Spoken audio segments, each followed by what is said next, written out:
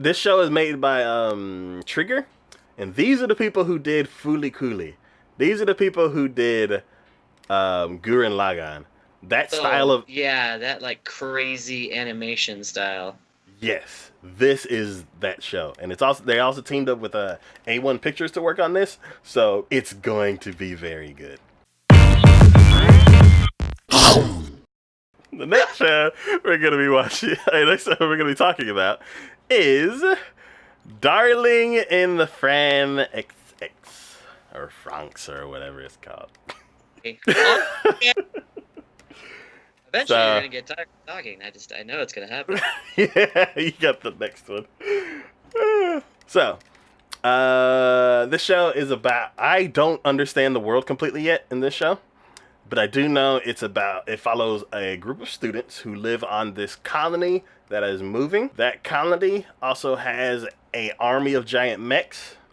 There's a human race of people, and then there's this other, like, I guess mutation, or it's another race, I'm not sure, of people who have horns. Okay. The way the society is run is basically once the kid reaches a certain age, they become a pilot of one of the. They team up, and that's where the darling comes from, because it's usually a male and a female, and they're a darling pair or something like that. And Okay. and they both pilot the mech together. It's kind of like Pacific Rim, where you have to have two people. They don't go into the whole synchronization like that show. It's something different. I haven't figured out like why you need two people yet. But if two people are a match, then they can pair up and get them in the mech and then protect the colony from these giant monsters that live all over the place. The main character, the guy, he is having trouble synchronizing with the person he's paired up with. And on their final, like, I guess, trial or final test, they're not able to synchronize. And, it's very, very demanding mentally and physically. And once they're done, they're just like breathing heavy, sweaty, just like they can't handle being in that machine anymore. So after they fail the test, basically, I guess they're about to get exiled to like one of the little secondary pod things that like float along the side of the ship. I guess where all the rejects, I guess, would be. And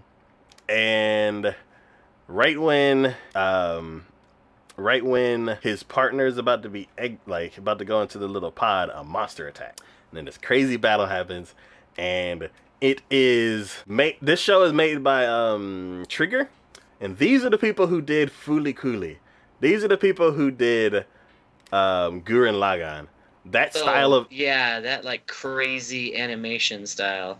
yes, this is that show, and they also teamed up with A1 Pictures to work on this, so it's going to be very good. Before the monster attacks, the guy is off by himself, and like right after he failed his test, and he's kind of like trying to figure out his new purpose. He's trying to figure out his new purpose in life. He's looking up to the sky, and he's like, "What am I gonna do? I can't pilot this mech," and that's basically like that's what you're supposed to do in this society. So he's off at this lake. He ends up, I think he's looking for something, and he ends up coming across this girl in the lake. This girl with horns. She was just transported to that colony to kind of be. I think she's gonna be like a specialized helper to the military, I guess would be what's way to explain it. And I'm not sure if it's because of the horns or if it's just because she's super duper powerful, and she keeps killing the partners that she's paired with because she's too strong. So when they arrive at the colony, there's her and like this guy who has his arm in a sling, his neck's in a cast, and he's just like has his helmet on, and you can tell that he's like, I don't think he's gonna last that much longer. But during the whole trip there, she's like impulsive. She's like, I feel dirty. I want to take a bath, and they're like, just hold on, we're almost at the colony. And as soon as they get to the colony, she like just disappears. So the main character comes across her taking her bath that she wanted, even though she escaped from her like people who were supposed to be keeping an eye on her, and they both meet, and she like licks his face or something, and it's this weird encounter, and then she's like really intrigued by him because of, so I guess she can see something in him that works with her, but they finally catch her and like take her off to the thing. When the monster attacks later on, their mech like smashes into the side of the building. The main character just happened to be walking from there because that's where he left his partner off into the pod, and that guy, when the sling just falls out of the mech and just dies. Like he just can't handle another battle. She's all like just torn up and bloody, and she's halfway out of the machine, and she's like climbing back in, and the dude's like, "No, wait, you're injured." She's like, we gotta fight," and then they ended up becoming partners. He gets in the thing, the mech transforms into something that nobody's seen in a long time, and they defeat the monster. And I'm like, it is awesome. Mm-hmm. So I really like this show. I would say anybody who's a fan of Gurren Lagann, yeah, anybody who's a fan of mechs, anybody who's a fan of that trigger style animation, they would absolutely love the show also. See, now when you were describing it, it almost reminded me of Eureka 7. Did you ever watch that one? I need to. I'm not, when the second season came out, when the second season came out, I know I was listening to another podcast, and they were like a really big fan of it, and then they said the second season doesn't exist anymore because of how bad it was. So he like refused to acknowledge it. It was pretty bad.